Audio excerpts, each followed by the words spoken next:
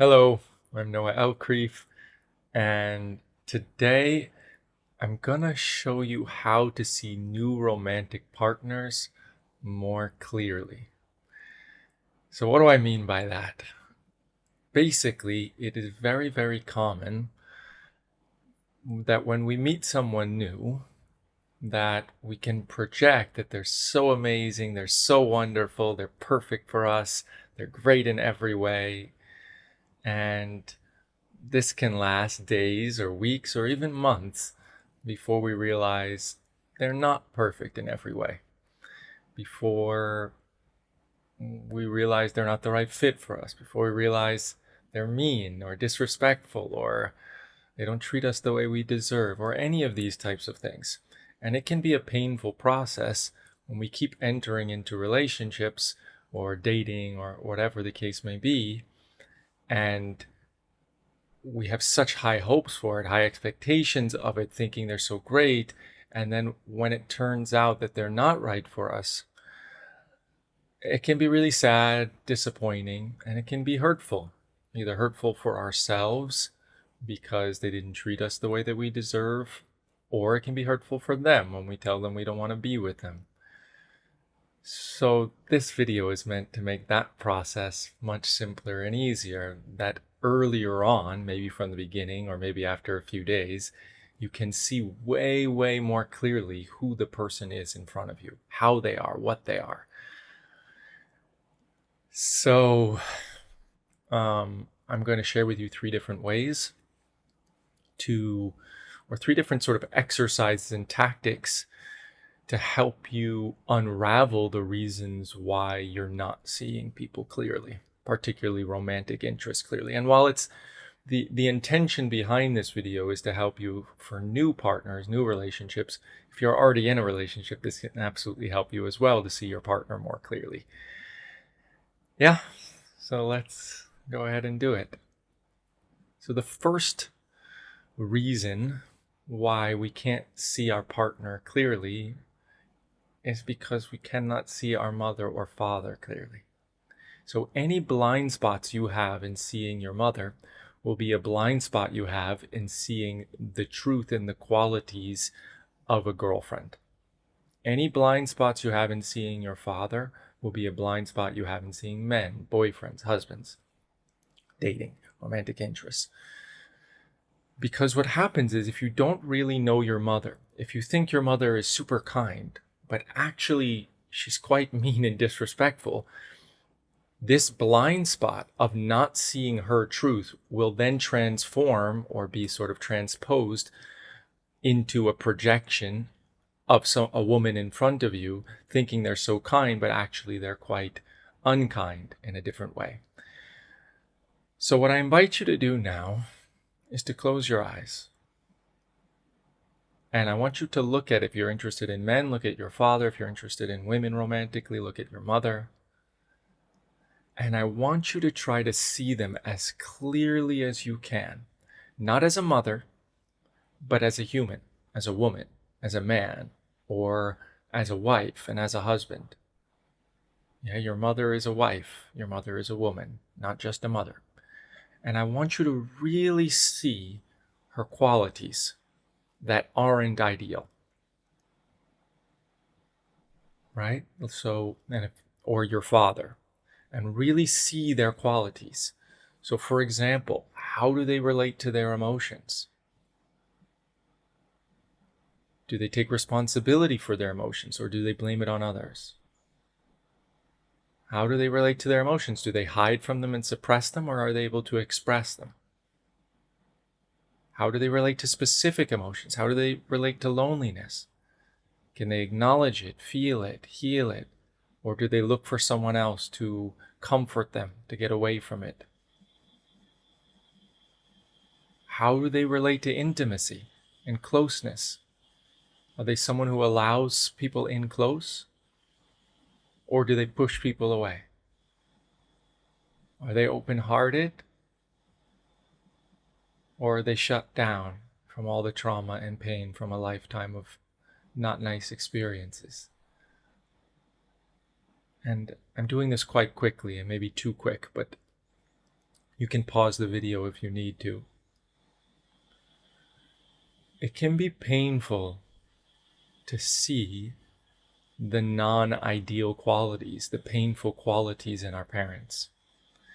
And this resistance to seeing these painful qualities in our parents is a blind spot. If you don't want to see it, unconsciously, you don't want to see these not ideal qualities in our parents, then unconsciously you're incentivized to not see them in romantic partners, to pretend they don't exist.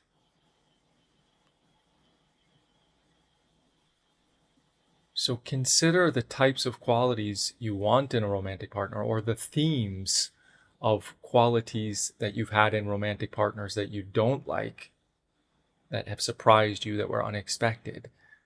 And then look at your mother or father, whoever the gender you're more romantically interested in. And really ask yourself, do they have this quality? Is my father reliable? Not just as a father, but as a husband.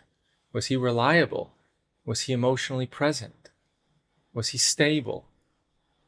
Was he distant? Was he avoidant? How was he? How is he with his wife, with his girlfriends in the past? How is he within himself? Your mother, is she able to take responsibility for emotions? Is she always in victim? Is she always in empowerment but hiding from victim? Really explore and take time with this after the video, or if you pause the video, to really explore deeply as you can who your mother is and how she is in every way, and your father. And you might need to talk to them and ask them questions about how they were when they were younger. You might need to talk with your mother about how your father treated her. Right? It's about really getting to know them as deeply as possible in the ways that we don't want to know them. Right? It's very tempting to just view our parents as wonderful, or I love them, or they're great, or something like this. But as long as we're not willing to see the shitty, painful, not nice qualities in our parents, it's going to be a blind spot in how you see romantic interests. And it might also be that you think, I hate my parents and they're terrible, but you don't really see the specifics of how they treated each other, how they treat themselves, how they relate to emotion, how they relate to tasks. Is he lazy, your father? Is your mother always being productive and can't rest or relax? Right? Exploring how they relate to everything it is about being a human being. Yeah, because if you aren't willing or aren't capable of seeing the truth about your parents, how can you see the truth about a romantic partner in front of you? You've known your parents for however many years. So imagine how then difficult, if you can't see them clearly and you've been around them for so long, imagine then how hard it is to see a romantic interest clearly when you just met them or just went on a few dates.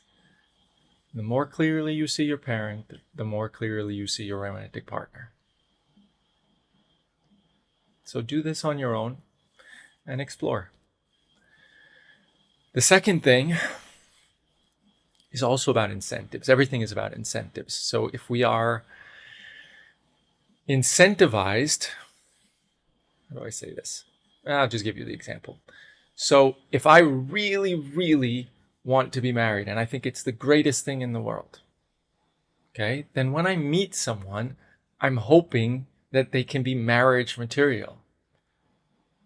And so I'm incentivized to want to believe they're amazing, because that's what will make me feel good. Or if I feel lonely and I view a romantic partner as the cure for my loneliness, then I'm incentivized to view them as amazing. You get what I mean? So if I meet someone new and I start to feel a connection or a chemistry or some sort of romantic element, in that moment, if I see them clearly and realize they're not right for me, then that means I have to go back to my loneliness, go back to the sadness that I have no one to marry, go back to my fear that I'll never find someone. So I'm incentivized to actually believe that they're amazing and wonderful, because that's the possibility that will get me away from pain. So the stronger it is that you're looking for someone to use to get you away from pain, the more blind spots you're going to have. I'll say that again slightly differently. The more you're trying to avoid the pain of being single, the more you're incentivized to believe the person in front of you is amazing and right for you. So the question is, why do you want a romantic partner? What do you hope it will give you emotionally? So I just named two things. They'll make me feel, let's say, not lonely. So they'll make me feel connected, close. That's nice, beautiful. But what are you afraid to feel if you don't get it? Lonely, isolated. Well, you've got to work on that and heal that, because that's creating blind spots. The more afraid you are to feel lonely in being single, the more you're going to not see the person in front of you clearly, because you're hoping they can get you away from the pain of being single. Or maybe you really want marriage and children. Well, let's break those two up. Let's say you really want to be married. Beautiful, no problem. But what are you afraid to feel if you don't get married? Your fear of that pain is what's incentivizing you to believe that a man or a woman in front of you is more amazing and perfect for you than they are. So you have to feel the pain. Imagine never getting married. Imagine that nobody ever wants to marry you and you never find anyone that you want to marry. And go there. Feel the sadness of that, the pain of that, the failure of that, and let that move through you. I have other videos that can help with that sort of thing, so that you're not avoiding that pain, which causes you to want to desperately believe they're amazing, the person in front of you. All right? Or maybe the one for me that was quite strong was, I really want someone to love me. I really want to feel loved. So my mother wasn't able to give me the type of love that I needed, or not enough of it. And so there's a part of me, of my inner child, that was looking for women to love me, to give me love. I love you, and give me these googly eyes so that I can feel like I'm enough. Right? So then it would be, that's incentivizing me to use a woman to get away from my pain. So the question, if I really want someone to love me, then the question is, what am I afraid to feel if I never get someone to love me, or if I don't get someone to love me now, or if I leave the person who does love me right now? I'm afraid to feel worthless. I'm afraid to feel unseen. I'm afraid to feel totally and utterly unlovable and like a worthless piece of shit. Okay, feel that. Let that move through you. Yeah, or I want to be in a relationship to prove to everyone that I'm not a failure and I'm not a reject and I'm not broken. Okay, feel that. The more strong it is that you want to avoid the pain of being single, the more likely it is you're going to have all sorts of unclarity and blind spots in seeing the romantic interest in front of you. So, put differently, the less you're trying to use the person, the more you can truly see them for who they are and how they are. Okay, next one.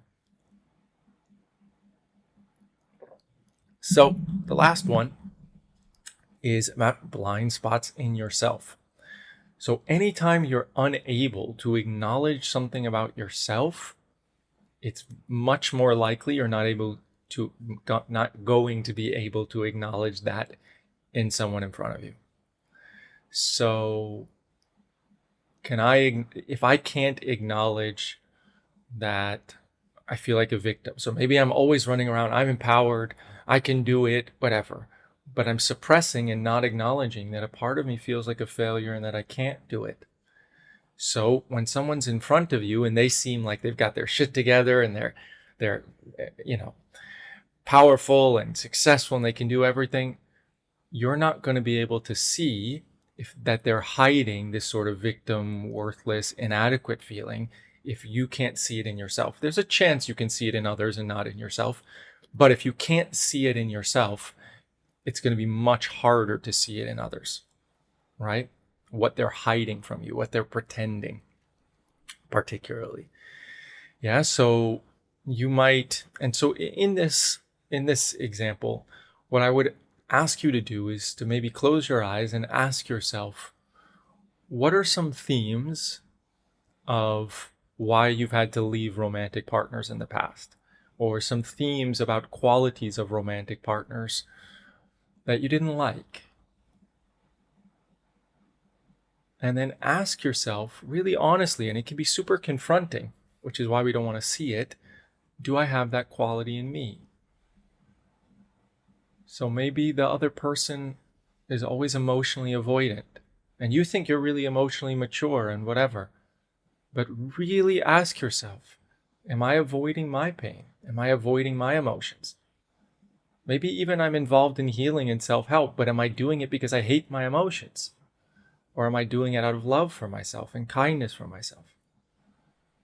Or maybe if they're emotionally avoidant of me, like they don't want to, my partners never want to listen to my emotions, am I caring about other people's emotions? Am I able to listen to their emotions, or do I always try to fix it or get away from it because it's too uncomfortable for me? Yeah. Or maybe your partners are scared of intimacy, or they keep avoiding in that way. And ask yourself, am I really ready for intimacy? Or am I scared of it? Am I scared of intimacy that I might lose myself? Am I scared of the possible abandonment if I get into intimacy? Yeah, or maybe you have a theme of partners ghosting you and not getting back to you. You think, I would never do that. Maybe you would never do it, but do you have a theme within yourself of avoiding difficult conversations? Difficulty saying no? So the more clearly you are able to see yourself, so anytime there's someone else doing something in front of you and you didn't see it, right? Like it took you a while to see it. It's possible that it's because you couldn't see that in yourself. Maybe they have depression and you didn't see it because you won't acknowledge your depression. Not that you are depressed, but that there's depression energy inside of you, like sad energy, lonely energy. Yeah, so anything that you're not able to be honest with in yourself is going to create blind spots about how you see others. So if you have a theme of thinking someone's amazing and wonderful in every way, and then they keep then later on you realize this pattern keeps happening, or this behavior keeps happening, you can ask yourself, is there anything similar that I'm doing within myself, towards others, or anything like that? And it doesn't mean that that's the case. It could be that they're emotionally avoidant and you're not at all, right? It could be that you didn't notice their let's see, what's a good one? That they can't take responsibility for their emotions and keep blaming you, but it's possible you never do that. Yeah, but this is just a possibility that's creating blind spots. Yeah. So, with all that being said, it's very, very tricky not to project onto others who they are and what they are, and to not hope that they're going to be so special and amazing and perfect and the right fit for us. It's very, very tricky. And because it's tricky, we want to acknowledge that when I meet someone, it feels amazing to not form conclusions, to not decide that they're the best for me and I'll be with them forever, or we're going to be this or they're so, to not form conclusions about the future, to not form conclusions about who they are, but just staying present with it. It feels really good to be with them right now. And then we take it step by step. I don't know if they're, open and loving and take responsibility and, fun and all the things that I'm looking for. I don't know. And to just stay in that realm of I don't know, to not form conclusions, because we need a lot of, the more experiences we have with the person, the more that we can understand who they are and how they are, right? So it's one thing, if we go on a date and go to a waterfall and how it feels to be with them in this type of environment. And it's another thing, how do they deal with me when I'm in pain? How do they deal with the situation when I don't agree with them? How do they deal with it when they want to do something and I don't want to do it? So we need to experience other people also in different environments, in different situations, to understand who they are better and how they are. So if you form a conclusion that they're amazing or perfect for you, or going to be your long-term partner, or whatever the case may be, if you form a conclusion, what happens is now you're incentivized to keep that conclusion as true, because otherwise you were wrong. You failed again. You were naive, whatever. So once you form a conclusion, you're going to try to keep that as correct, to try to hold on to your conclusion instead of letting it go more simply and easily. So if I see someone and we go on a few dates, I think they're the greatest ever, then there's a part of me that wants to keep that doesn't want to feel the disappointment and doesn't want to think I'm wrong. So if they do things I don't like, I might unconsciously gloss over it or pretend it didn't happen. Whereas if I'm just staying in the realm of I don't know and curiosity, and I'm like, how are they? And oh, they did this, and I didn't really like that, and that didn't feel so good to me. And it's more light. And then it's easier to see them clearly and easier to end it if that's what's needed, or to bring it up and talk about it, or whatever the case may be. Yeah, so I hope this helps in your dating life, in your relationship if you're already in one. And yeah, if you know other people who keep seeing romantic partners unclearly, you can share this with them. And please share with me in the comments what your experience was with this, and what your experience has been in dating and not seeing people how they are. So yeah, I hope this was valuable for you moving forward, and have a beautiful day. Bye.